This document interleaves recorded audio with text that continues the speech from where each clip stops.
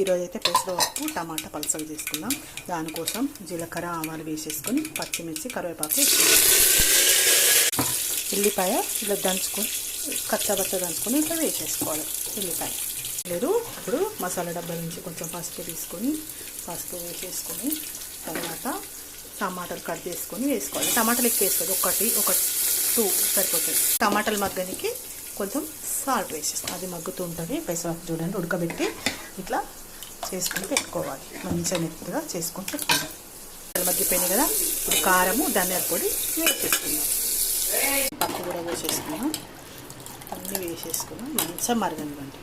ఇప్పుడు కొత్తిమీర వేసేసుకొని మంచిగా మరిగిన తర్వాత దించుకుంటే అయిపోతుంది. పెసరపప్పు చాలా బాగుంటుంది కదా. మీరు కూడా ట్రై చేయండి. ఓకేనా. Bye friends. ఈ వీడియో వస్తే నా ఛానల్ని సబ్స్క్రైబ్ చేసుకోండి, లైక్ చేయండి, షేర్ చేయండి.